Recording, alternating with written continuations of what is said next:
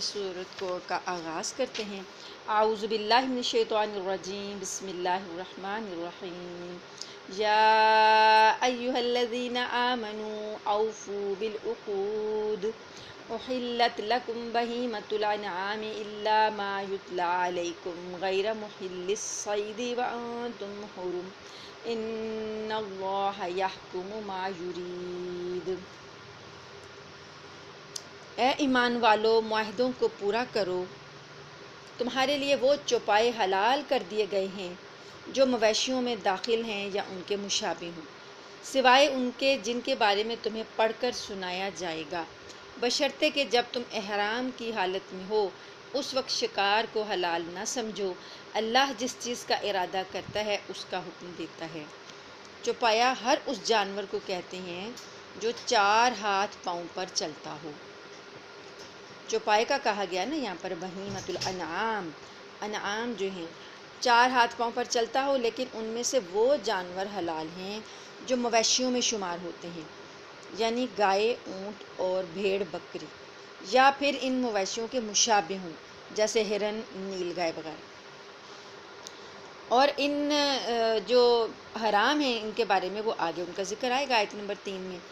اور اللہ تعالیٰ نے فرمایا کہ مویشیوں کے مشابہ جانور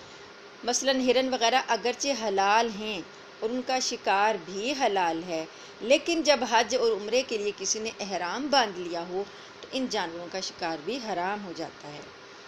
اور چوتھی بات جو یہاں پر اللہ پاک نے فرمائی کہ اللہ جس چیز کا چاہتا ہے حکم دیتا ہے، تو اس میں ان تمام سوالات اور اعتراضات کی جڑ کاٹ دی گئی ہے جو لوگ محض اپنی محدود عقل کے سہارے شرعی احکام پر عائد کرتے ہیں اپنے حکم، کہ یہ سوال کہ یہ جانور بھی تو آخر جان رکھتے ہیں، ان کو ذبح کر کے کیوں کھانا جائز ہے، ان کی جان کو کیوں تکلیف پہنچایا جائے، انسان اپنی یاشی کے لیے جانوروں کا خون کیوں کرے۔ یہ آج کل یہ جو ایتھیسٹ ہیں اور یہ جو ہیومنسٹ ہیں یہ آج کل بہت سوال کرتے ہیں، اور ایک طرح سے اسلام کے خلاف پروپیگنڈا ہے کہ جی اسلام جو ہے وہ جانوروں کے حقوق کا خیال نہیں رکھا، یہ جاندار وہ جاندار۔ اللہ تعالیٰ نے فرمایا اللہ جو چاہتا ہے اس کا حکم دیتا ہے، ان اللہ یحکم ما یرید، اللہ کی مرضی ہے، جو چاہتا ہے وہ حکم دیتا ہے، کسی کو اعتراض کرنے کا حق نہیں ہے۔ یہ جواب تو مختصر دے دیا، اللہ کا اس میں حکمت ہے، ٹھیک ہے، اللہ پاک نے جواب دے دیا ہے، لیکن بہرحال اس کے آگے کوئی سوال جب کرتا ہے تو اس کے شافی جوابات جو ہیں ہمارے علماء دیتے ہیں۔ اللہ تعالیٰ کا کوئی بھی حکم جو ہے حکمت سے خالی نہیں ہے، لیکن ضروری نہیں ہے کہ ہر حکم کی حکمت بندوں کی سمجھ میں بھی آ جائے، اس لیے بندوں کا کام یہ ہے کہ اس کے ہر حکم کو بے چون و چرا تسلیم کر کے اس پر عمل کریں۔ اگلی آیت میں اللہ تعالیٰ فرماتے ہیں آیت نمبر 2، اے ایمان والو، نہ اللہ کی نشانیوں کی بے حرمتی کرو، نہ حرمت والے مہینے کی، نہ ان جانوروں کی جو قربانی کے لیے حرم لے جائے جائیں، نہ ان پٹوں کی جو ان کے گلے میں پڑے ہوں، اور نہ ان لوگوں کی جو اللہ کا فضل اور اس کی رضامندی حاصل کرنے کی خاطر بیت حرام کا ارادہ لے کر جا رہے ہوں۔ اور جب تم احرام کھول دو تو شکار کر سکتے ہو، اور کسی قوم کے ساتھ تمہاری یہ دشمنی کہ انہوں نے تمہیں مسجد حرام سے روکا تھا تمہیں اس بات پر آمادہ نہ کرے کہ تم ان پر زیادتی کرنے لگو، اور نیکی اور تقوی میں ایک دوسرے کے ساتھ تعاون کرو، اور گناہ اور ظلم میں تعاون نہ کرو، اور اللہ سے ڈرتے رہو، بے شک اللہ کا عذاب بڑا سخت ہے۔ اب یہاں پر جو ایمان والوں کو جن جانوروں کی حرمت کا خیال رکھنا ہے وہ ساری ڈیٹیل بتا دی گئی، کہ آپ کو بھی پتہ ہے کہ احرام کی حالت میں جو ہے جانوروں کا شکار جائز نہیں ہے۔ اب اللہ نے کہا ہے کہ اللہ کے شعائر کی بے حرمتی نہ کرو، لا تحلوا شعائر اللہ، اللہ کی نشانیوں کی بے حرمتی نہ کرو۔ شعائر کیا ہیں؟ شاعر جو اسلام جن سے پہچانا جاتا ہے، جو اسلام کی نشانی ہے۔ اسلام کی پہچان کیا ہے؟ السلام علیکم کہنا اسلام کی پہچان ہے، اذان اسلام کی پہچان ہے، مسجد اسلام کی پہچان ہے، قربانی اسلام کی پہچان ہے، اور یہ داڑھی اور ٹوپی یہ اسلام کی پہچان ہے۔ تو یہ چیزیں جن سے کہ مسلمان پہچانے جاتے ہیں، پردہ خواتین کا، یہ اسلام کی پہچان ہے۔ یہ چیزیں جن سے پہچانی جاتی ہے امت بھی، مسلمان بھی، اسلام کی ایک سمجھے کہ امتیازات ہیں۔ ہر چیز کا، ہر قوم کا ایک امتیاز ہوتا ہے نا جس سے وہ پہچانا جاتا ہے۔ کسی بھی مذہب کا ایک خاص نشان ہوتا ہے جس سے پہچانا جاتا ہے۔ اسلام کے جو شعائر ہیں یہ ان کا اللہ نے کہا ان کی بے حرمتی نہ کرو، ان کی بے حرمتی نہ کرو، یہ اسلام کی پہچان ہے، تمہارے دین کی پہچان ہے۔ اب ہم دیکھیں کہ غیر تو بے حرمتی کرتے ہی ہیں۔ آپ 10 بندے بیٹھے ہوں کسی غیر ملک میں، پاکستان کو چھوڑ کے کسی غیر ملک میں 10 بندے بیٹھے ہوں، ان 10 بندوں میں جو ہیلو ہائی کر رہا ہوگا اور کوئی السلام علیکم کہہ رہا ہوگا تو پہچانا جائے گا نا کہ یہ مسلمان ہے یقیناً جس نے السلام علیکم کہا ہے۔ اسی طریقے سے وضو جو ہے وہ پہچان ہے، تو اس نماز جو ہے، تراویح جو ہے، یہ سارے شعائر میں آ جائیں گے۔ حج جو ہے یہ صرف اسلام کے اندر ہے، تو حج اسلام کی پہچان ہے۔ رمی جمرات ہو گئی، قربانی ہو گئی، حج کے طریقے ہو گئے، طواف ہو گیا، عمرہ ہو گیا، یہ سارے اسلام کے شعائر ہیں۔ ان کی بے حرمتی نہ کرنے کا حکم دیا گیا ہے۔ غیر جو ہیں وہ انہوں کو تو منع کیا ہی گیا ہے، لیکن مسلمانوں کو سوچنا چاہیے کہ مسلمان بھی کہیں نہ کہیں آ کر شاعر کی بے حرمتی کر جاتے ہیں۔ کس کی کر جاتے ہیں؟ کسی نے داڑھی رکھی ہو اس کو مولوی کہہ دیتے ہیں، اس کا مذاق اڑاتے ہو، جاؤ مولوی یہ ہے وہ ہے ایسے۔ اسی طریقے سے جو ہے ٹخنوں سے اونچی شلوار رکھنا، اس کا مذاق اڑاتے ہیں۔ پھر جو اور ہیں اذان ہو رہی ہو اس کے لیے خاموش نہیں ہوتے، اپنی باتوں میں لگے رہتے ہیں۔ تو یہ ساری چیزیں مسلمان خود بھی شاعر کا مذاق اڑاتے ہیں۔ مسجدوں کی جیسے کہ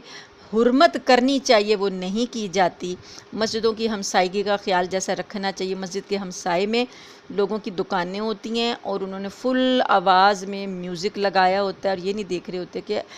ساتھ ہی مسجد ہے اور مسجد کے اندر بھی آواز جاری ہوگی۔ یعنی یہ بے حرمتیاں ہم خود بھی کر رہے ہیں، دوسروں کو ہم نے کیا منع کرنا ہے؟ اللہ پاک نے منع فرمایا ہے کہ اللہ کے شاعر کی بے حرمتی نہ کرو، نہ حرمت والے مہینے کی، نہ ان جانوروں کی جو قربانی کے لیے حرم لے جائے جائیں۔ حرمت والے مہینے 4 ہیں، وہ آپ کو بتا دیے تھے میں نے کہ رجب، ذوالقعدہ، ذی الحج اور محرم۔ ان 4 مہینوں کی حرمت اللہ تعالیٰ نے خود بتائی ہے اور یہ شروع سے چلی آ رہی ہے۔ ان میں لڑائی جنگ وغیرہ یہ حرام ہے۔ اس کے بعد جو قربانی کے جانور لے جائے جاتے ہیں حج کے لیے، عمرے کے لیے، ان لوگوں کی بیت اللہ میں جو لوگ جا رہے ہیں ان کا بھی احترام ہے کہ وہ حاجی ہیں، عمرے کے نیت سے جا رہے ہیں احرام باندھ کر، ان کا بھی احترام ہے۔ تو اللہ تعالیٰ نے ان سب کے احترام کا حکم دے دیا۔ اور آگے سے یہ ایک اور خاص بات یہ کی کہ جب صلح حدیبیہ کا واقعہ ہوا تھا، مکہ مکرمہ کے کافروں نے حضور صلی اللہ علیہ وآلہ وسلم اور آپ کے صحابہ کرام کو حرم میں داخل ہونے اور عمرہ کرنے سے روکا تھا۔ یہ بات ہم پہلے پڑھ چکے ہیں نا سورہ نساء میں۔ تو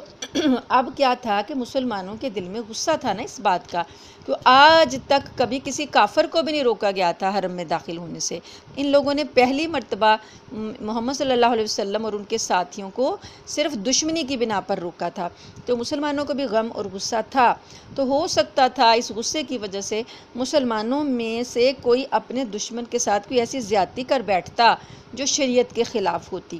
اللہ تعالیٰ نے یہاں پر منع فرما دیا کہ اسلام میں ہر چیز کی حدود مقرر ہیں، دشمن کے ساتھ بھی کوئی زیادتی کرنا جائز نہیں ہے کہ دشمنی میں آ کے تم مکہ آ کر یہاں پر اپنے غصے کا اظہار کر کے کسی کی بے حرمتی کر دو، کسی شاعر کی۔ اللہ نے فرمایا واتقوا اللہ، اللہ سے ڈرو، ان اللہ شدید العقاب، اللہ تعالیٰ سخت عذاب دینے والا ہے اگر بے حرمتی کی جائے گی تو۔ اب تفصیل بتائی جا رہی ہے کون سے جانور حلال ہیں کون سے حرام ہیں۔ آیت نمبر 3 ایک طویل آیت ہے۔ حرمت علیکم المیتۃ والدم ولحم الخنزیر وما اہل لغیر اللہ بہ والمنخنقۃ والموقوذۃ والمتردیۃ والنطیحۃ وما اکل السبع الا ما زکیتم، تم پر مردار جانور اور خون اور سور کا گوشت اور وہ جانور حرام کر دیا گیا ہے جس پر اللہ کے سوا کسی اور کا نام پکارا گیا ہو، اور وہ جو گلا گھٹنے سے مرا ہو اور جسے چوٹ مار کر ہلاک کیا گیا ہو اور جو اوپر سے گر کر مر جائے اور جسے کسی جانور نے سینگ مار کر ہلاک کیا ہو اور جسے کسی درندے نے کھا لیا ہو، الا یہ کہ تم اس کے مرنے سے پہلے اس کو ذبح کر چکے ہو، اور وہ جانور بھی حرام ہے جسے بتوں کی قربان گاہ پر ذبح کیا گیا ہو، اور یہ بات بھی تمہارے لیے حرام ہے کہ تم جوئے کے تیروں سے گوشت وغیرہ تقسیم کرو، یہ ساری باتیں سخت گناہ کی ہیں۔ جاہلیت کے زمانے میں ایک طریقہ یہ تھا کہ ایک مشترک اونٹ ذبح کر کے اس کا گوشت قرعہ اندازی کے ذریعے تقسیم کرتے تھے۔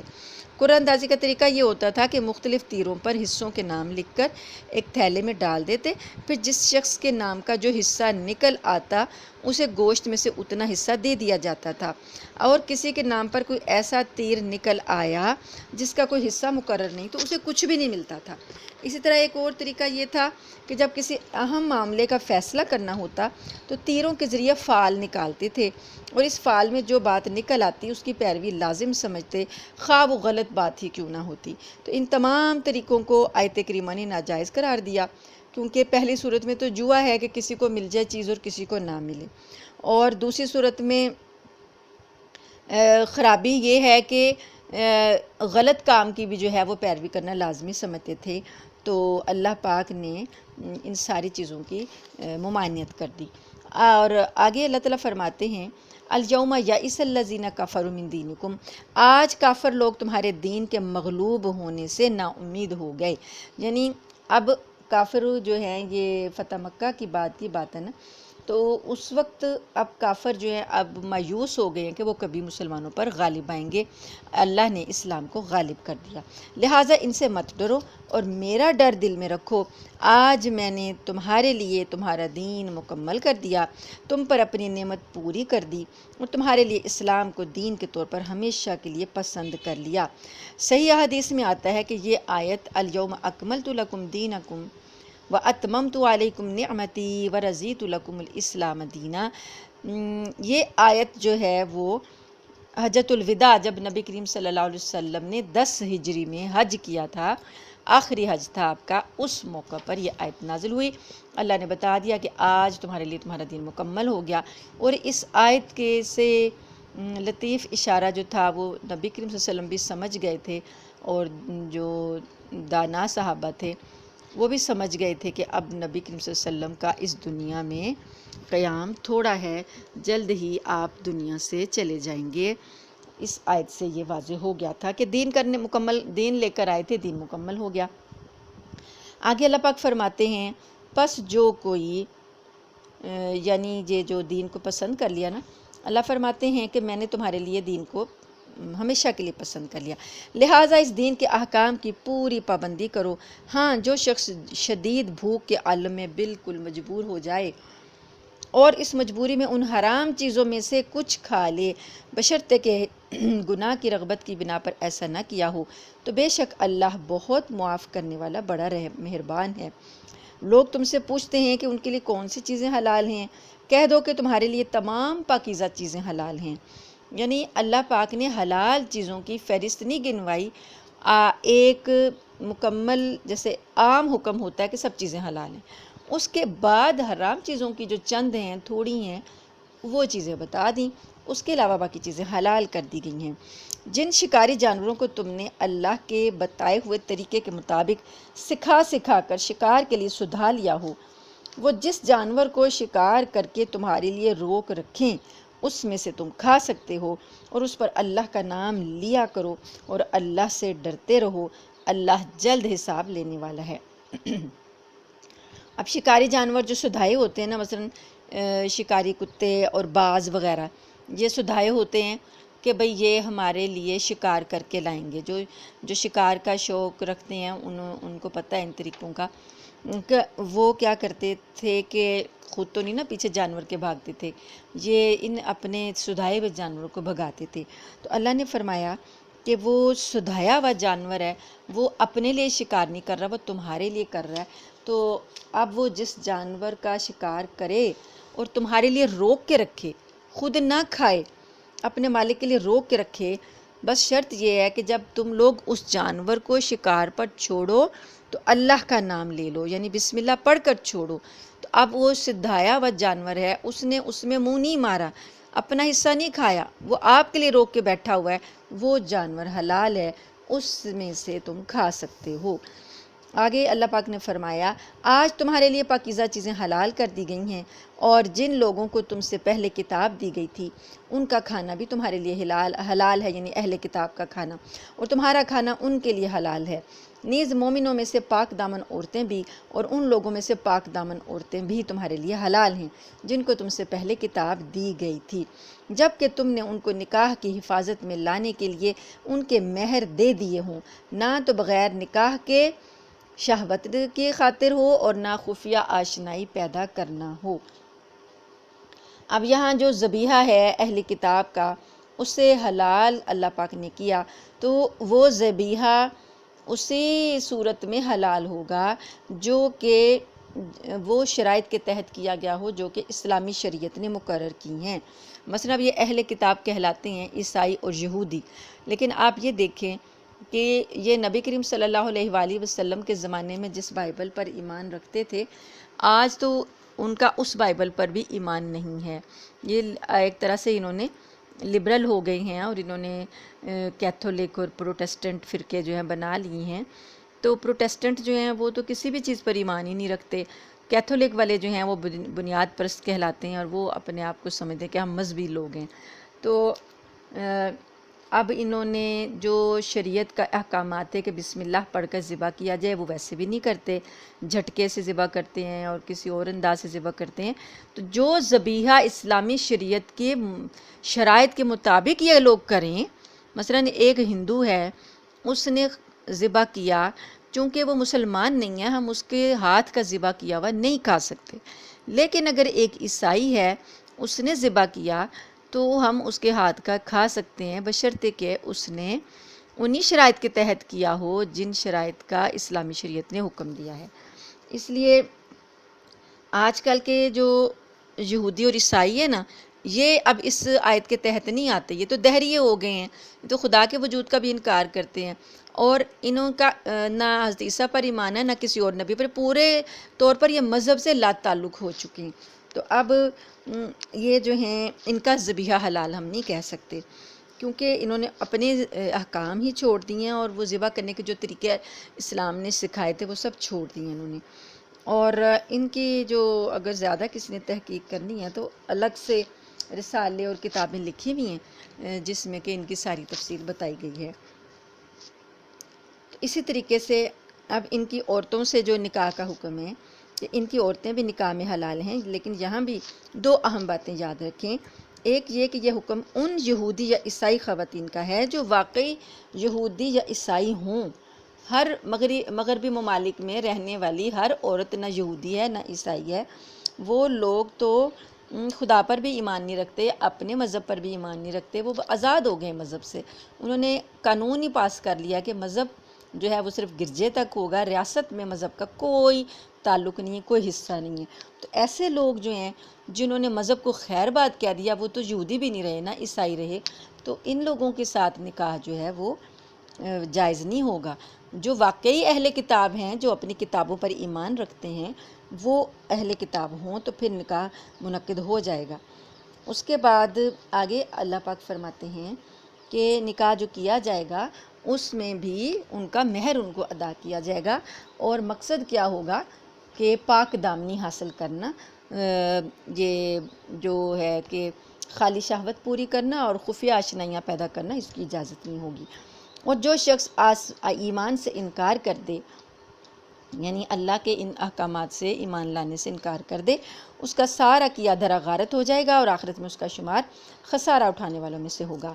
اے لوگو، اے ایمان والو، آیت نمبر 6، اے ایمان والو جب تم نماز کے لیے اٹھو تو اپنے چہرے اور کوہنیوں تک اپنے ہاتھ دھو لو اور اپنے سروں کا مسح کرو اور اپنے پاؤں بھی ٹخنوں تک دھو لیا کرو۔ یہ وضو کے فرائض ہیں۔ نماز کے لیے جو وضو کرنا ہے اس میں 4 فرائض ہیں۔ باقی جو ہیں سنتیں ہیں، کچھ مستحبات ہیں۔ فرائض کیا ہیں کہ چہرہ دھونا فرض ہے، کوہنیوں تک ہاتھ دھونے فرض ہیں، اور اپنے سر کا مسح فرض ہے، اور پاؤں ٹخنوں تک دھونا فرض ہے۔ باقی کلی کرنا، ناک میں پانی ڈالنا، یہ چیزیں جو ہیں خلال کرنا، یہ سنتیں ہیں، ٹھیک ہے۔ فرائض اگر یہ کر لیے، یہ 4 چیزیں ہو گئیں تو وضو ادا ہو جائے گا۔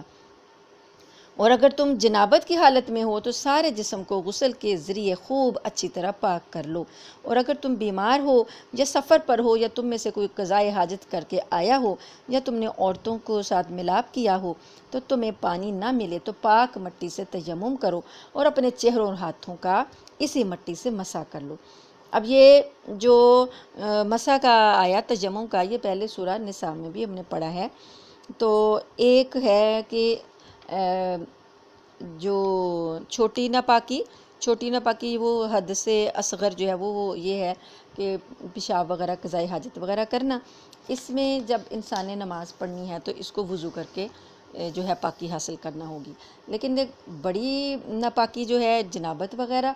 اس میں جب نماز پڑھنی ہے تو پورا غسل کر کے پاک ہونا ہوگا، اور پانی میسر نہ ہو یا بیماری کی وجہ سے پانی استعمال نہ کیا جا سکتا ہو تو ناپاکی چاہے چھوٹی ہو یا بڑی، دونوں صورتوں میں تیمم کی اجازت ہے۔ ایک دیکھیے کہ بڑی ناپاکی کی صورت میں پورا غسل ہے، لیکن اگر پانی نہیں ہے یا بیماری ہے یا کوئی ایسی بات ہے جس سے کہ غسل نہیں کیا جا سکتا تو تیمم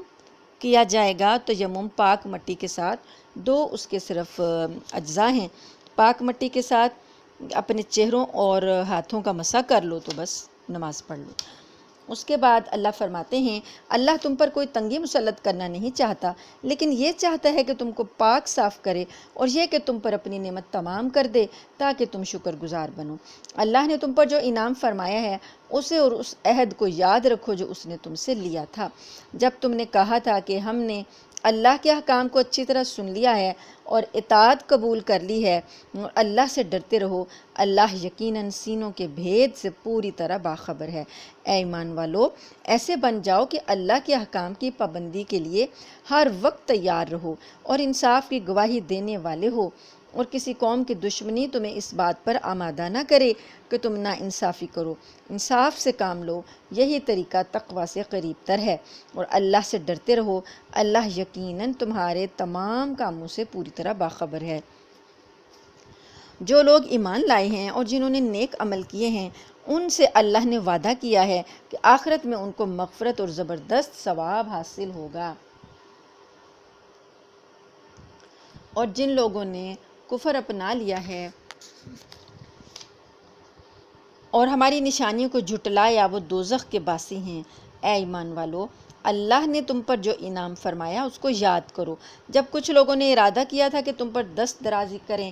تو اللہ نے تمہیں نقصان پہنچانے سے ان کے ہاتھ روک دیے تھے، اور اس نعمت کا شکر یہ ہے کہ اللہ کا رعب دل میں رکھتے ہوئے عمل کرو، اور مومنوں کو صرف اللہ ہی پر بھروسہ رکھنا چاہیے۔ یہ ان تمام مختلف واقعات کی طرف اشارہ ہے جب کفار نے مسلمانوں کا خاتمہ کرنے کے لیے منصوبے بنائے، لیکن اللہ تعالیٰ نے ان کے سارے منصوبے خاک میں ملا دیے۔ ایسے بہت سے واقعات پیش آئے تھے، اور ان میں ایک صحیح مسلم میں روایت آتی ہے کہ مشرکین سے ایک جنگ کے دوران اسفان کے مقام پر حضرت صلی اللہ علیہ وآلہ وسلم نے ظہر کی نماز تمام صحابہ کو جماعت سے پڑھائی۔ مشرکین کو پتہ چلا تو ان کو حسرت ہوئی کہ جماعت کے دوران مسلمانوں پر حملہ کر کے ہم انہیں ختم کر سکتے تھے، بہترین موقع تھا۔ پھر انہوں نے منصوبہ بنایا کہ جب یہ حضرات عصر کی نماز پڑھیں گے تو ہم ان پر یکدم حملہ کر دیں گے، لیکن عصر کا وقت آیا تو اللہ تعالیٰ نے صلاۃ الخوف کا حکم دے دیا، اور مسلمانوں نے 2 حصوں میں تقسیم ہو کر نماز ادا کی۔ تو اللہ تعالیٰ نے بتایا کہ ان لوگوں نے کافی موقعوں پر تمہیں ختم کرنے کی کوشش کی تھی، نقصان پہنچانے کی، لیکن اللہ نے ان کے ہاتھ روک دیے۔ آگے آیت نمبر 12، اور یقیناً اللہ نے بنی اسرائیل سے عہد لیا تھا اور ہم نے ان میں سے 12 نگران مقرر کیے تھے، اور اللہ نے کہا تھا کہ میں تمہارے ساتھ ہوں اگر تم نماز قائم کرو، زکوٰۃ ادا کرو، میرے پیغمبروں پر ایمان لاؤ، عزت سے ان کا ساتھ دو اور اللہ کو اچھا قرض دو، تو یقین جانو کہ میں تمہیں تمہاری برائیوں کا کفارہ کر دوں گا، اور تمہیں ان باغات میں داخل کروں گا جن کے نیچے نہریں بہتی ہوں گی، پھر اس کے بعد بھی تم میں سے جو شخص کفر اختیار کرے گا تو در حقیقت وہ سیدھی راہ سے بھٹک جائے گا۔ اب یہ جو 12 نگران ہیں، 12 قبیلے، آپ کو بتایا نا کہ ان کے 12 قبیلے تھے بنی اسرائیل کے، تو وہاں پر پھر 12 سردار تھے، تو وہ 12 نگران بنے۔ تو اللہ نے ہر قبیلے کے سردار کو اپنے قبیلے کا نگران بنا دیا تاکہ وہ عہد کی پابندی اس کی نگرانی کرے گا۔ جو عہد موسیٰ علیہ السلام کے ذریعے اللہ نے ان سے لیے تھے، تو ہر نگران قبیلے کا سردار جو تھا وہ اس بات کی نگرانی کرے گا کہ اس کا قبیلہ جو ہے وہ پابندی کر رہا ہے کہ نہیں کر رہا۔ اس کے بعد اللہ پاک نے یہ قرض حسنہ کا ذکر کیا۔ یہ ان کو بھی یہی احکامات دیے گئے تھے کہ نماز، زکوٰۃ، پیغمبروں پر ایمان لانا، ان کا ساتھ دینا اور اللہ کو قرض حسنہ دینا۔ وہی ہے جو اللہ کی رضا کے لیے اللہ کی راہ میں مال خرچ کیا جاتا ہے، جس سے کسی کا بھلا ہو جائے، کسی غریب کا یا کسی نیک مقصد کے لیے، اسے قرض حسنہ اللہ تعالیٰ فرماتے ہیں۔ آگے اللہ پاک فرماتے ہیں آیت نمبر 13، پس پھر یہ ان کی عہد شکنی ہی تو تھی جس کی وجہ سے ہم نے ان کو اپنی رحمت سے دور کیا اور ان کے دلوں کو سخت بنا دیا۔ وہ باتوں کو اپنے موقع محل سے ہٹا دیتے ہیں اور جس بات کی ان کو نصیحت کی گئی تھی اس کا ایک بڑا حصہ بھلا چکے ہیں، اور ان میں سے کچھ لوگوں کو چھوڑ کر تمہیں آئے دن ان کی کسی نہ کسی خیانت کا پتہ چلتا رہتا ہے، لہٰذا فی الحال انہیں معاف کر دو اور درگزر سے کام لو، بے شک اللہ احسان کرنے والوں کو پسند کرتا ہے۔ اللہ پاک ان کی پرانی عادت بتا رہے ہیں کہ انہوں نے سارے عہدوں کی عہد شکنی کر دی تھی اور یہ شروع سے ایسا ہی کرتے چلے آ رہے ہیں۔ تو اب نبی کریم صلی اللہ علیہ وسلم سے کہا ہے کہ فی الحال ابھی ان کو کوئی سزا نہیں دینی، اللہ تعالیٰ خود ہی سزا دے گا جب وقت آئے گا۔ آگے آیت نمبر 14 میں اللہ پاک نے فرمایا، اور جن لوگوں نے کہا تھا کہ ہم عیسائی ہیں، نصرانی ہیں، قالوا انا نصارا، ہم نصرانی ہیں، ان سے بھی ہم نے عہد لیا تھا۔ پہلا جو عہد ہے وہ یہودیوں کی بات ہے، حضرت موسیٰ کے ماننے والوں کی۔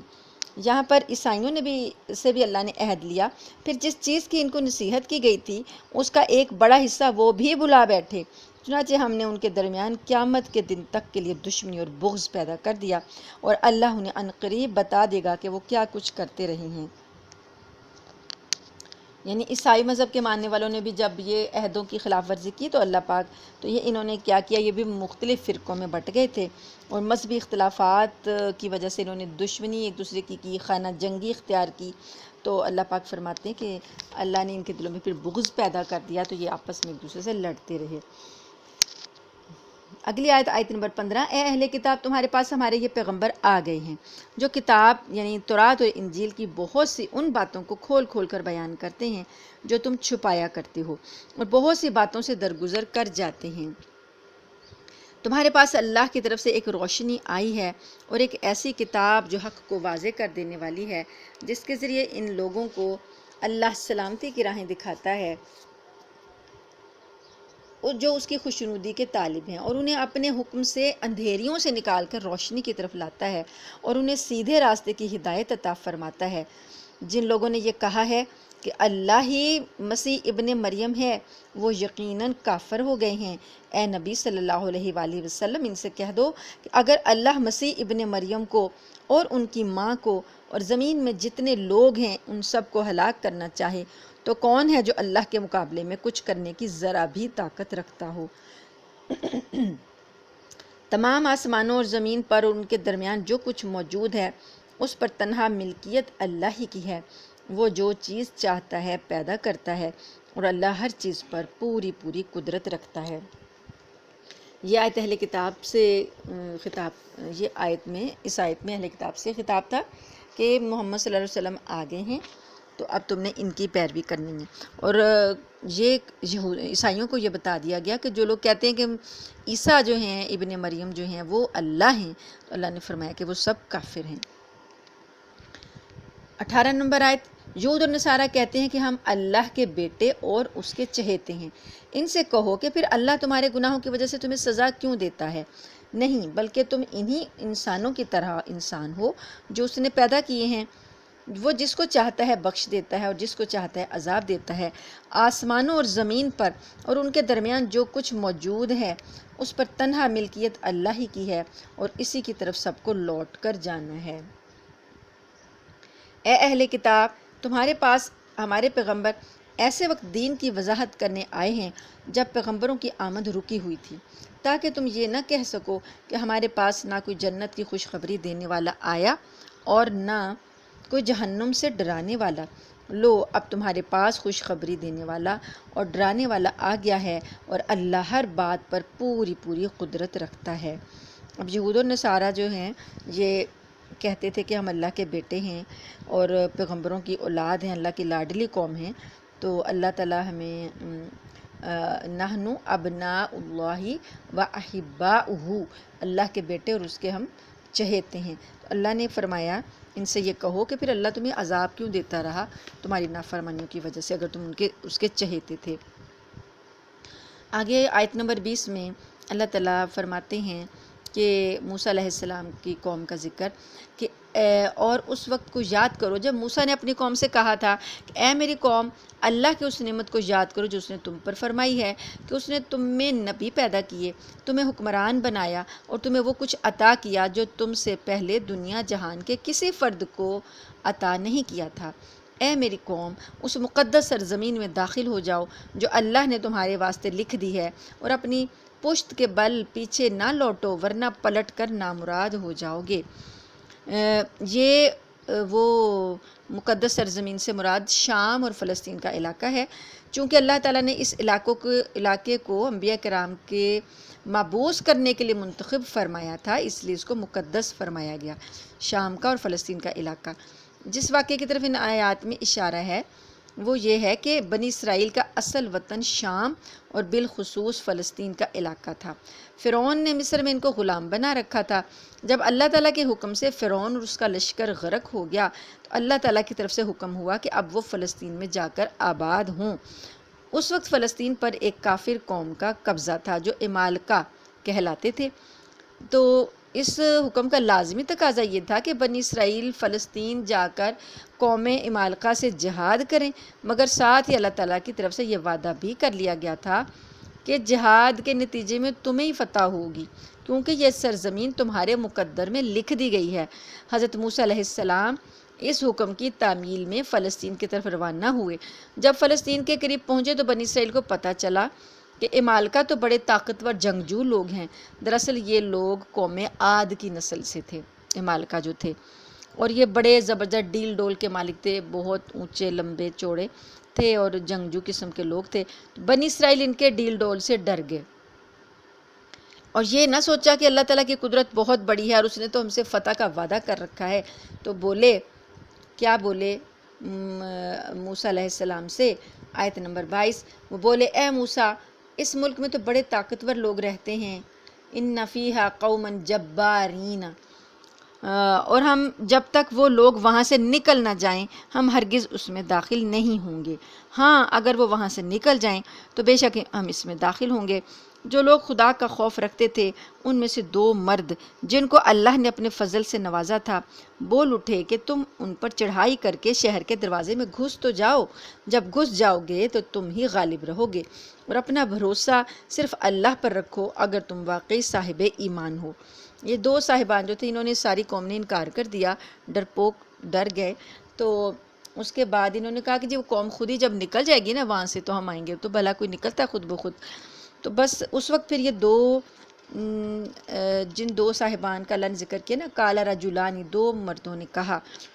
وہ تھے حضرت یوشع اور حضرت کالب علیہ السلام۔ حضرت یوشع جو تھے یہ ہر مرحلے پر، اور حضرت کالب یہ ہر مرحلے پر حضرت موسیٰ علیہ السلام کے وفادار رہے، اور بعد میں اللہ تعالیٰ نے موسیٰ علیہ السلام کے بعد حضرت یوشع کو نبوت سے بھی سرفراز فرمایا اور حضرت کالب کو بھی۔ انہوں نے اپنی قوم سے کہا کہ تم اللہ پر بھروسہ کر کے آگے بڑھو تو صحیح، اللہ تعالیٰ کے حکم سے تم ہی غالب رہو گے۔ تو کہنے لگے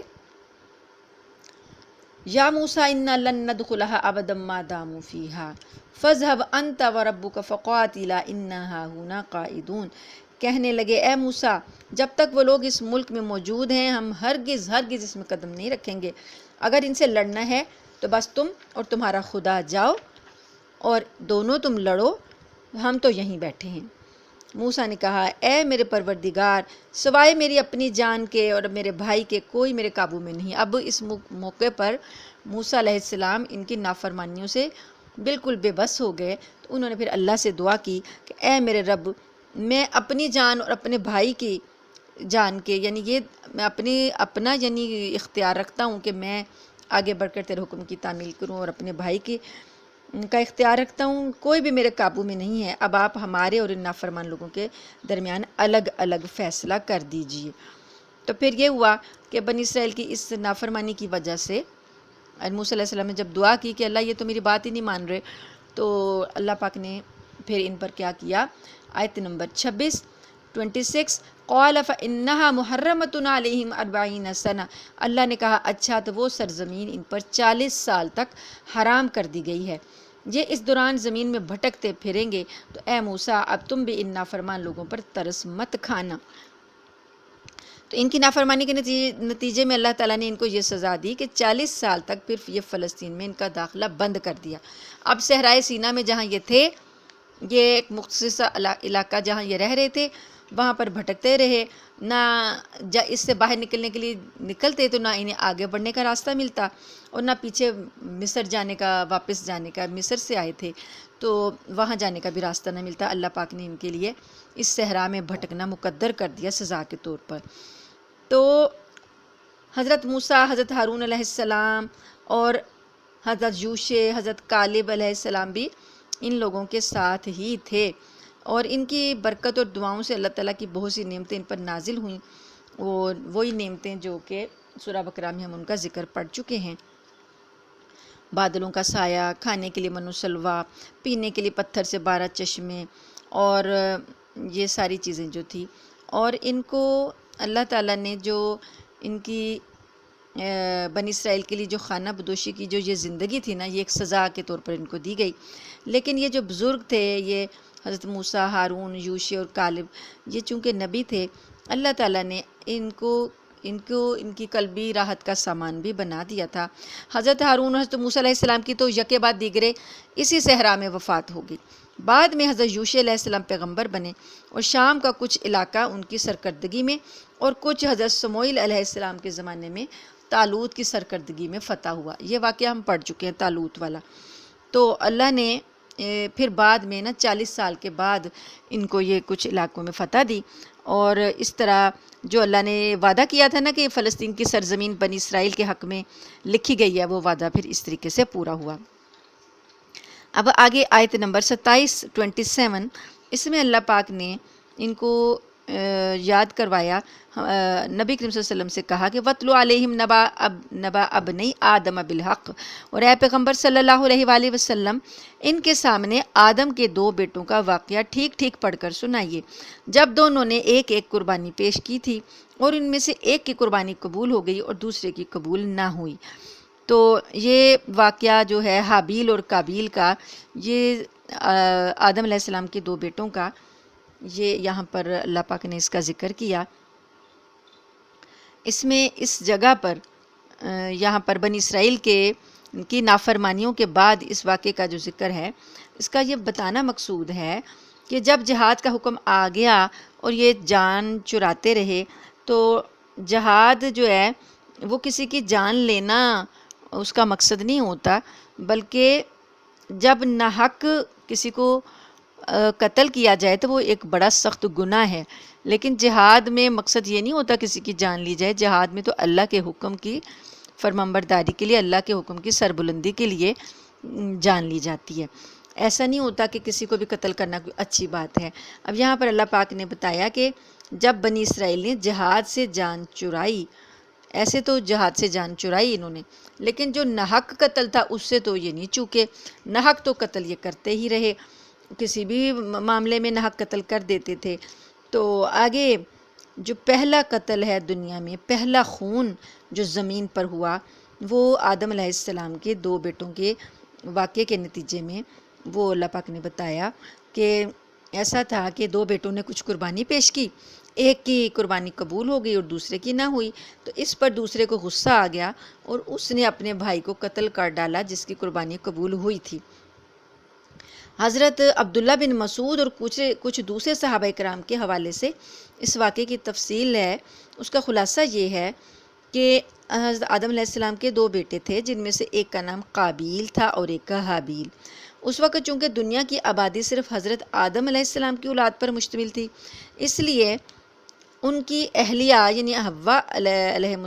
السلام کے ہر حمل میں دو جڑواں بچے پیدا ہوتے تھے، ایک لڑکا اور ایک لڑکی۔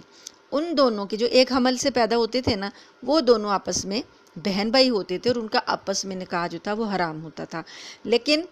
ایک اگلا حمل اور ایک پچھلا حمل جو ہے وہ جو الگ الگ پیدا ہوتے تھے ان کے آپس میں نکاح جو تھے وہ ہو سکتے تھے۔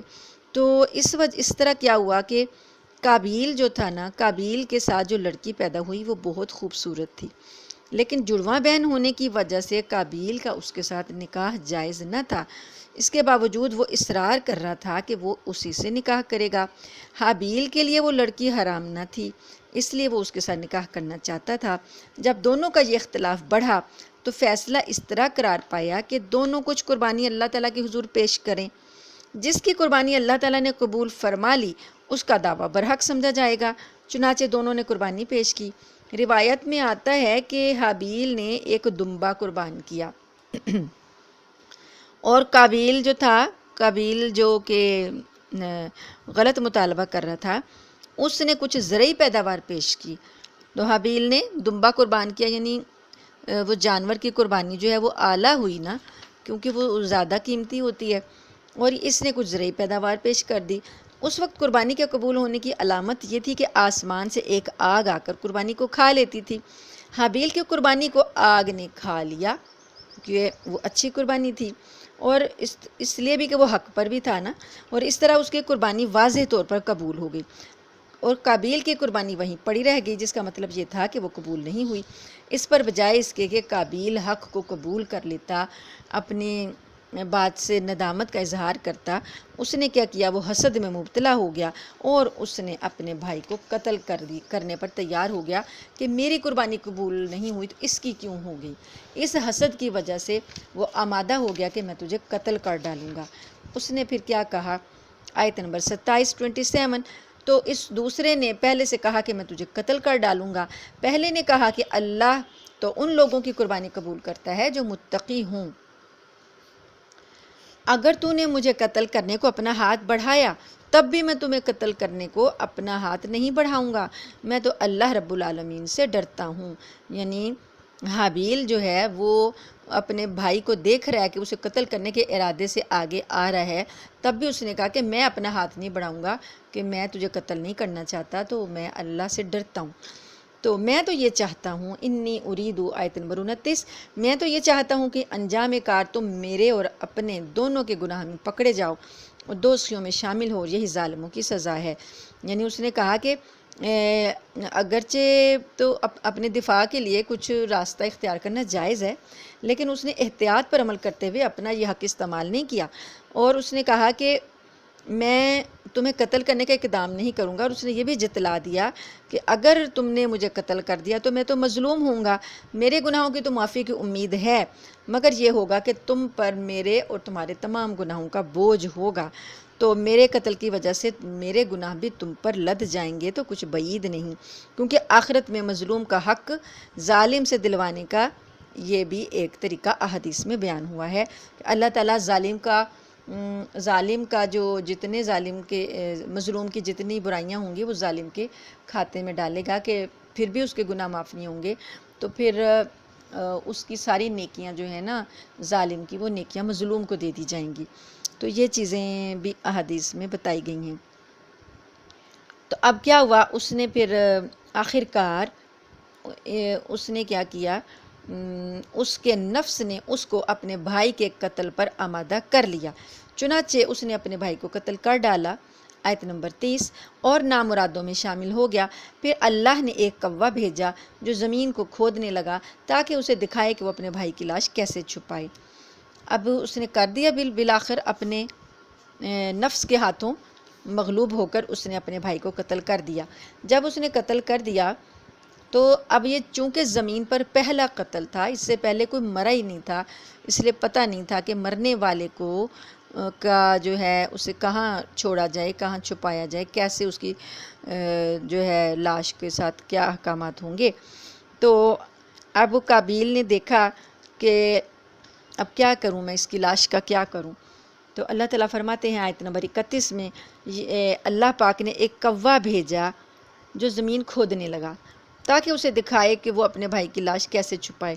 کوے نے وہاں پر اللہ پاک نے بھیج دیا کہ ایک مردہ کوا تھا، تو جو زندہ کوا تھا اس نے اپنی چونچ سے زمین کھودی، زمین کھود کر